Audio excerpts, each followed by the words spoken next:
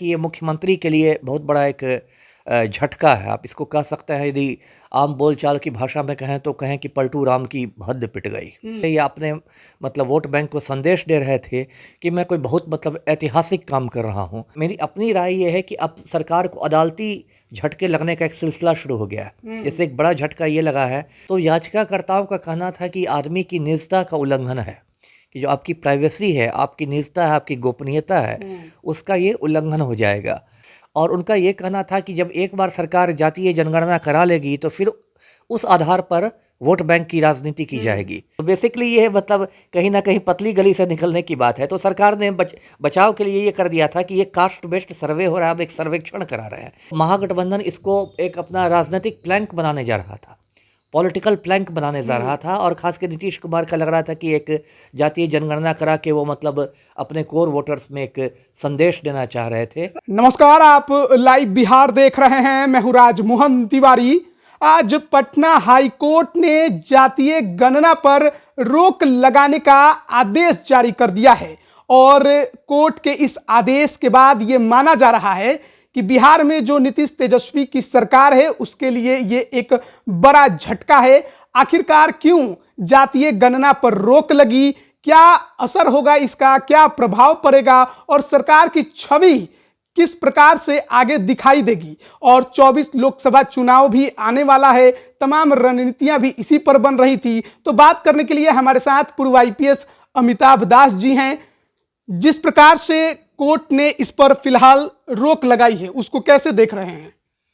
जी, ऐसा है कि अभी माननीय न्यायालय के जो फैसला हुआ उसकी पूरी कॉपी मेरे पास नहीं आई है, पूरी प्रति नहीं आई है, और पूरा अध्ययन मैंने नहीं किया है, तो बहुत बारीकी में नहीं कह पाऊंगा, लेकिन मोटे तौर पर मैं बताता हूँ दर्शकों को कि ये मामला क्या है।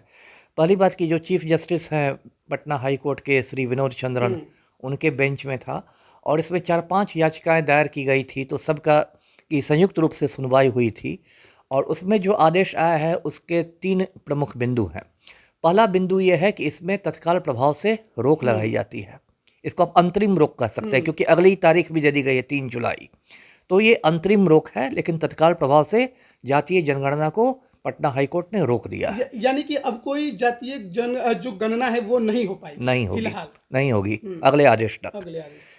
दूसरा प्रमुख बिंदु है कि राज्य सरकार को कहा गया है कि जितने भी मतलब डाटा मिल चुके हैं ऑलरेडी, क्योंकि ये काम 15 अप्रैल से चल रहा था, तो आधा समय सब तो बीत गया। जितने भी आंकड़े मिले हैं उन आंकड़ों को संरक्षित करके रखना है, सार्वजनिक नहीं करना है। हाँ, वो ये दूसरा बिंदु सुरक्षित है। और तीसरा है वही जो आपने कहा कि उनको सार्वजनिक नहीं करना है, किसी के साथ शेयर नहीं करना है। तो आज का जो फैसला आया पटना हाईकोर्ट का, उसके 3 प्रमुख बिंदु हैं। अब इसका मैं मतलब ऐसे विश्लेषण करता हूँ तो व्यक्तिगत राय मेरी ये है कि ये मुख्यमंत्री के लिए बहुत बड़ा एक झटका है। आप इसको कह सकते हैं, यदि आम बोलचाल की भाषा में कहें तो कहें कि पलटू राम की हद पिट गई। इस तरीके से देख सकते हैं कि बहुत किरकिरी हुई। अब इसकी वजह क्या है वो भी समझ लीजिए कि मुख्यमंत्री ने ऐसे लगा था कि मतलब जातीय जनगणना को इन्होंने अपनी प्रतिष्ठा से जोड़ लिया था। और आपको याद होगा कि जो दूसरा चरण शुरू हुआ था 15 अप्रैल को, तो खुद मुख्यमंत्री बख्तियारपुर गए थे, और उनका जो पैतृक आवास है पटना ग्रामीण में बख्तियारपुर, वहाँ उन्होंने खुद से जातीय जनगणना का फॉर्म भरा था, और उसकी तस्वीरें खींची गई थी और अखबारों में छपी थी, मीडिया में तस्वीरें आई थी। तो ऐसा मुख्यमंत्री दिखा रहे थे या अपने मतलब वोट बैंक को संदेश दे रहे थे कि मैं कोई बहुत मतलब ऐतिहासिक काम कर रहा हूँ। तो एक तरह से उन्होंने व्यक्तिगत अपनी प्रतिष्ठा जो थी वो जातीय जनगणना के साथ जोड़ ली थी। तो अब जब उस पर रोक लग गई तो एक तरह से मतलब किरकिरी तो हुई ही है, क्योंकि इसको बहुत धूम धड़ाका और बाजे गाजे के साथ ये जातीय जनगणना वाला काम शुरू हुआ था। पहला चरण तो जनवरी फरवरी में ख़त्म हो गया था, उसमें तो मेनली मकानों को सूचीबद्ध किया गया था। लेकिन दूसरा चरण जो था वो ज़्यादा लंबा था, 15 अप्रैल से 15 मई तक चलने वाला था, और उसमें 17 सवाल किए गए थे और काफ़ी होमवर्क किया गया था। सभी जातियों को कोड नंबर दिया गया था, और भी उसमें बहुत सवाल थे। अब लोग जानना चाहेंगे कि इसको चुनौती किस आधार पर दी गई थी कोर्ट में, मतलब जिन लोगों ने चुनौती दी थी उनके क्या आधार थे। तो उसमें एक आधार ये था कि इसमें जाति के अलावा भी बहुत सारे सवाल किए जा रहे हैं, जैसे आपकी आमदनी कितनी है, या आप कौन सा व्यवसाय करते हैं, ये वो बहुत सारे और सवाल। तो याचिकाकर्ताओं का कहना था कि आदमी की निजता का उल्लंघन है, कि जो आपकी प्राइवेसी है, आपकी निजता है, आपकी गोपनीयता है, उसका ये उल्लंघन हो जाएगा, है ना? मतलब इतना सरकार को ताक झांक करने का अधिकार नहीं है किसी नागरिक के निजी जीवन में। एक पॉइंट रखा गया था। दूसरा पॉइंट था कि सरकार की मंशा पर सवाल उठाए गए थे। मतलब ये कि याचिकाकर्ताओं का कहना था कि सरकार की नीयत में खोट है, और उनका ये कहना था कि जब एक बार सरकार जातीय जनगणना करा लेगी तो फिर उस आधार पर वोट बैंक की राजनीति की जाएगी। उस आधार पर ये तय किया जाएगा कि किस जाति के लोगों को टिकट दिया जाए और ये दिया जाए, क्योंकि सारे आंकड़े सरकार के पास रहेंगे। 1931 के बाद तो भारत में जातीय जनगणना हुई नहीं थी, तो सारे आंकड़े सरकार के पास रहेंगे। तो मतलब ये कहा गया था कि इसके पीछे सरकार का एक राजनीतिक एजेंडा है और चुनावी एजेंडा है, ये एक पॉइंट था। तीसरा पॉइंट ये था कि एक मतलब बिहार जैसे गरीब राज्य में ये मतलब पैसे की बर्बादी है, क्योंकि आप जानते हैं सामान्य प्रशासन विभाग ये जातीय जनगणना करवा रहा है, वही नोडल विभाग है, तो उस विभाग में ऑलरेडी 500 करोड़ रुपए आवंटित किए जा चुके हैं, और हो सकता था जातीय जनगणना खत्म होते होते और ज़्यादा राशि खर्च हो जाती। तो याचिकाकर्ताओं का ये भी कहना था कि बिहार जो गरीब राज्य है और भी बहुत सारी चीज़ें खर्च करने के लिए सरकार को है, तो उसमें जातीय जनगणना पर 500 करोड़ रुपए फूंक करके सरकार गलत प्राथमिकता उसकी प्राथमिकताएं गलत हो गई हैं सरकार की। तो इन्हीं सब पर सुनवाई हुई और बहुत मतलब गर्मा गर्म बहस हुई। सरकार की ओर से जो श्री प्रशांत कुमार शाही हैं, महाधिवक्ता जो हैं, एडवोकेट जनरल हैं, उन्होंने अपना पक्ष रखा। और अब तो जब ये फैसला आ गया है तो फिर राजनीति नेचुरल है, गर्म हो गई है। सभी अपने अपने तरीके से कह रहे हैं। भाजपा वाले कह रहे हैं कि सरकार ने अपना पक्ष ठीक से नहीं रखा, इसलिए कोलैप्स कर गया सरकार का केस, है ना। तेजस्वी का सर कुछ बयान आया है कि आज ना कल तो ये जनगणना होके रहेगी। तो सभी अपने अपने माले ने, भाकपा माले ने इस फैसले को दुर्भाग्यपूर्ण बताया है।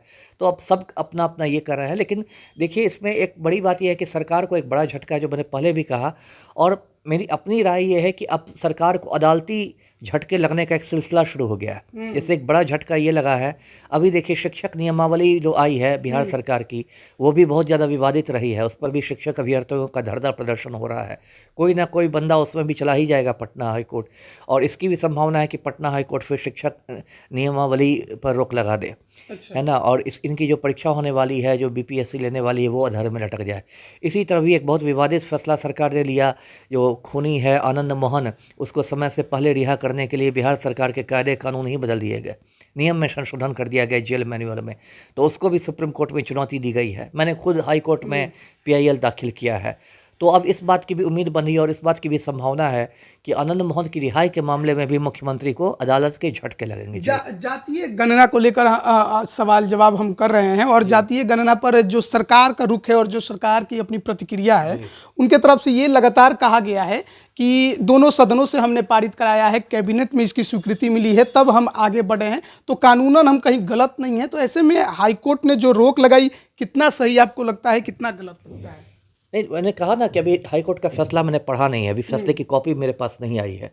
लेकिन एक बात ये भी याद रखिए, आप मान लीजिए सभी विधान परिषद सबसे पारित करवा भी देते हैं, लेकिन तब भी माननीय उच्च न्यायालय को यदि ये लगता है कि आपका जो उद्देश्य था वो मतलब आपकी नियत में खोट था, सीधे शब्दों में कहा जाए, मतलब मैलाफाइड था, तो माननीय उच्च न्यायालय को ये अधिकार है कि वो उस पर रोक लगा दे, है ना। क्योंकि सबसे इम्पोर्टेंट चीज़ जो होती है वो ये देखा जाता है कि कोई भी आप काम कर रहे हो तो जनतंत्र वो लोकहित में होना चाहिए, पब्लिक इंटरेस्ट में होना चाहिए। वो कोई एक दल विशेष के राजनीतिक हित में नहीं हो सकता है ना, या मुख्यमंत्री के चुनावी हित में नहीं हो सकता है। आपको लगता है कि ये 24 की चुनाव की तैयारी थी?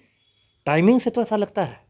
देखिए, मैंने पहले भी जातीय जनगणना पर अपना रुख स्पष्ट किया था। मैंने कहा था कि देखिए, जातीय जनगणना होने में कोई बुराई नहीं है। इसलिए बुराई नहीं है क्योंकि इससे जब बहुत सारे नीतियां सरकार की जाति पर बनती है, आरक्षण की नीतियां और भी बहुत सारी नीतियां, तो सरकार के पास आंकड़े सही होने चाहिए। लेकिन जो टाइमिंग है, आप खुद पूछ सकते हैं कि पलटू राम तो लगभग कितना 17 साल से मुख्यमंत्री हैं बिहार के, तो अभी उनके ज्ञान चक्षु क्यों खुले हैं? तो ऐसा लग रहा था कि जैसे कि मतलब महागठबंधन इसको एक अपना राजनीतिक प्लैंक बनाने जा रहा था, पॉलिटिकल प्लैंक बनाने जा रहा था। और खासकर नीतीश कुमार का लग रहा था कि एक जातीय जनगणना करा के वो मतलब अपने कोर वोटर्स में एक संदेश देना चाह रहे थे। आरजेडी भी इस पर लगातार ये बात कहती रही है कि जिसकी जितनी संख्या भारी उसकी उतनी हिस्सेदारी। जी, तो क्या इस जातीय गणना के बाद इसी और रुख होता? हो सकता था। देखिए, ये बहुत पुराना नारा है और बहुत सारे सामाजिक न्याय वाले कहते रहे हैं, जो आपने कहा कि जिसकी जितनी संख्या भारी उसकी उतनी हिस्सेदारी। तो इसका तो एक पक्ष ये भी है, अगर सोचा जाए कि इसका तो ये पक्ष है कि जिन लोगों ने परिवार नियोजन करा लिया है वो नुकसान में रह जाएंगे। ऐसे यदि देखा जाए तो मान लीजिए एक किसी शिक्षित व्यक्ति ने परिवार नियोजन करा लिया, उसके 1-2 ही बच्चे हैं परिवार के स्तर पर देखा जाए, और एक किसी मूर्ख जाहिल ने परिवार नियोजन नहीं कराया, उसके 10 बच्चे हैं, 12 बच्चे हैं, तो इस सिद्धांत के अनुसार तो उस जाहिल को फायदा हो जाएगा, परिवार नियोजन वाले मूर्ख बन गए। तो ये भी कोई बहुत सही अप्रोच नहीं है, इसमें कहीं ना कहीं संतुलन रहना चाहिए। सिर्फ आप संख्या को बना के हिस्सेदारी नहीं मांग सकते, तब तो सभी जातियों में होड़ लग जाएगी बच्चे पैदा करने की। तेजस्वी यादव की जो प्रतिक्रिया आई जिसमें उन्होंने कहा कि ये आज नहीं तो कल हो के रहेगा। जी, ये प्रतिक्रिया देखिए, तेजस्वी यादव तो राजनीति करते हैं, कोई आध्यात्मिक व्यक्ति तो है नहीं, तो हो सकता है उनको ये लगा हो कि इससे मेरे समर्थकों में मायूसी छा जाएगी, हाई कोर्ट के फैसले के बाद राजद के समर्थक मायूस हो जाएंगे, तो एक तरह से उन्होंने अपने समर्थकों का, अपने कार्यकर्ताओं का हौसला बुलंद रखने के लिए ऐसा दिया हो, जिससे लोगों को लगे कि हो सकता है 3 जुलाई को ये अंतरिम रोक हटा ली जाए, क्योंकि अभी भी इस बात की संभावना है। अभी पटना हाई कोर्ट में जो ये मुद्दा आया था, मैं फिर दर्शकों को बताऊं कि मामला सीधे पहले सुप्रीम कोर्ट पहुंचा था। सुप्रीम कोर्ट ने इसको पटना हाई कोर्ट रेफर कर दिया और पटना हाई कोर्ट ने कहा कि 3 दिनों के अंदर सुनवाई करके इसमें अंतरिम आदेश पारित करे, तो वो पटना हाई कोर्ट ने उसका अनुपालन करते अंतरिम आदेश पारित कर दिया है। हो सकता है इस बात की भी संभावना है कि 3 जुलाई को ये अंतरिम रोक हटा ले पटना हाई कोर्ट, और फिर क्योंकि अभी ये भी कहा है, ध्यान देने की बात है कि आंकड़ों को संरक्षित रखिए, ऐसा नहीं कहा है कि जितने आंकड़े आपको मिले हैं सबको आप फाड़ के फेंक दीजिए, सबको जला दीजिए, ऐसा नहीं कहा है। इसका मतलब अभी हाई कोर्ट ने अपने मतलब रास्ते खुले रखे हैं, अपने विकल्प खुले रखे हैं, अभी सुनवाई होगी। हाँ, सुनवाई जारी है उस पर। मैंने पहले कहा कि फाइनल रोक नहीं है, अंतरिम रोक है। लेकिन क्या लगता है आपको कि क्या इस पर आगे फैसला आ सकता है, जिस प्रकार अभी कोर्ट में बहस हुआ और जिस प्रकार अंतरिम रोक लगाई गई है? वही मैंने कहा कि मैंने फैसले का अध्ययन नहीं किया, हाईकोर्ट का रुख का उतना अध्ययन किया है कि मुझे लगता है, और ऐसा होना भी चाहिए, कि हाईकोर्ट को कोई बीच का रास्ता निकालना चाहिए, है ना। मतलब कुछ ऐसा रास्ता निकालना चाहिए जो वहाँ न्यायमूर्ति बैठे हुए हैं कि ठीक है जातीय जनगणना हो भी, लेकिन इसका दुरुपयोग नहीं हो। देखिए दुनिया में कोई भी चीज़ होती है तो उसका सदुपयोग भी है, दुरुपयोग भी है। एक चाकू है, उससे आप सब्जी भी काटते हैं, किसी आदमी का खून भी कर सकते हैं। तो अब चाकू को फेंकने की बात तो नहीं हो सकती है, चाकू का आप दुरुपयोग रोकिए। वही बात इसके साथ है कि ठीक है, मैं ये बात समझता हूँ कि इसका दुरुपयोग हो सकता है टिकट बांटने में, विधानसभा के टिकट बांटने में, संसद के टिकट बांटने में, कुछ और ज़्यादा जातीयता आ जाएगी। क्या ऐसा तो नहीं कि जातीय गणना हो लेकिन इसके जो आंकड़े हैं वो सार्वजनिक ना हो? अगर कर्नाटक में पहले हो जी वैसा हो, लेकिन देखिए उसकी ये भी बात है कि सार्वजनिक नहीं होंगे तो फिर जनगणना का मतलब नहीं रह जाएगा, है ना। क्योंकि सरकार में तो पारदर्शिता होनी चाहिए ना। यदि आप जनगणना कराते हैं उसको सार्वजनिक नहीं करते हैं तब तो एक बड़ी रहस्यमय स्थिति पैदा होगी, तब तो और असमंजस की स्थिति हो जाएगी कि सरकार क्यों नहीं इसको ये कर रही है। इसलिए मेरा तो ये मानना है कि जनगणना हो तो ठीक है, सार्वजनिक भी हो, भला बुरा जो भी है वो आप देखिए कि ये आया है, और उससे सरकार को भी, लोगों को भी पता चलेगा कि अच्छा ये बात आई है। लेकिन ये मतलब मुझे लगता है कि मैं अगर रहता न्यायमूर्ति की जगह, मैं तो नहीं हूँ, तो मैं कुछ बीच का इसमें रास्ता निकालता। पूरी तरह से जातीय जनगणना को खारिज नहीं किया सकता, लेकिन उसमें उसके दुरुपयोग के जो रास्ते हैं उसको बंद करना चाहिए। याचिकाकर्ता की तरफ से जो ये भी कहा गया था कि जनगणना कराने का अधिकार केंद्र सरकार के पास है, राज्य सरकार के पास नहीं, इसको कैसे आप देखते हैं? देखिए एक ये सही बात है, ये आप ऐसे तकनीकी रूप से देखिए तो ये सही है। इसलिए बहुत उससे दिलचस्प एक रूप होल बिहार सरकार ने निकाला कि बिहार सरकार इसको कास्ट बेस्ड सर्वे कह रही है ना। एक तरह से ये कहा जा रहा है कि ठीक है, ये मतलब एक तरह का सर्वे है, एक तरह का सर्वेक्षण है। बेसिकली ये तकनीकी मामला है, क्योंकि गणना हो, सर्वेक्षण हो, ये सब तो बुनियादी तौर पर एक ही चीज़ है। जैसे बीबीसी लंदन पर इनकम टैक्स का रेड हुआ, जब सरकार की मतलब ये होने लगी, निंदा होने लगी, सरकार ने कहा कि वो रेड नहीं था, वो सर्वेक्षण था। तो बेसिकली ये मतलब कहीं ना कहीं पतली गली से निकलने की बात है। तो सरकार ने बचाव के लिए ये कर दिया था कि ये कास्ट बेस्ड सर्वे हो रहा है, अब एक सर्वेक्षण करा रहे हैं। लेकिन तकनीकी रूप से ये सही है कि केंद्र सरकार ही जनगणना इस तरह का करा सकती है। इस मामले पर भी रोक लग सकती है। हाँ, अगर इस तकनीकी पर ज़्यादा बल दे दिया याचिकाकर्ता ने कि ये तो राज्य सरकार के इसमें आता है, क्षेत्राधिकार में ही नहीं है, तो वो भी हो जाएगा।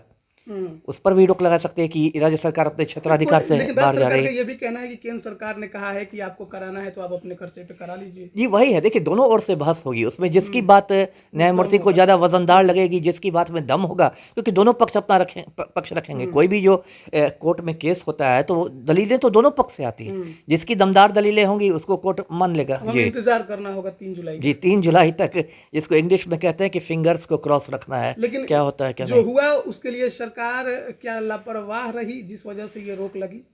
वो भी हो सकता है, वो भी एक हो सकता है कि सरकार की ओर से उतना मजबूती से अपने अपने ये तथ्य नहीं पेश किए गए हों जितने हो सकता है। कई बार सरकार होता है कि अति आत्मविश्वास का शिकार हो जाती है ना? सरकार को लगता है कि अरे सरकार ही हमारी, हमें कौन रोकेगा, ये तो हो जाएगा। तो बीच-बीच में इसलिए झटका भी सरकार को पड़ते रहना चाहिए। बहुत बहुत धन्यवाद आपका हमारे साथ जुड़ने के लिए। तो देखिए, जातीय आधारित जो गणना है उस पर फिलहाल पटना हाईकोर्ट ने अंतरिम रोक लगा दी है और 3 जुलाई को फिर से सुनवाई होगी। उसमें देखना होगा कि क्या सरकार कोर्ट को समझा पाती है, बताने में कि जो हो रहा है वो अच्छे के लिए हो रहा है, बिहार के विकास के लिए हो रहा है। वहीं दूसरी तरफ जो याचिकाकर्ता हैं, जो इस गणना के विरोध में हैं, वो किस प्रकार से अपनी दलीलें पेश करते हैं, ये देखने वाली बात होगी। लेकिन फिलहाल तत्काल प्रभाव से जातीय आधारित गणना पर पटना हाईकोर्ट ने रोक लगा दी है। बने रहिए लाइव बिहार के साथ। आप सभी का बहुत बहुत धन्यवाद। लाइव बिहार यूट्यूब पर सब्सक्राइब और फेसबुक पर लाइक जरूर करें।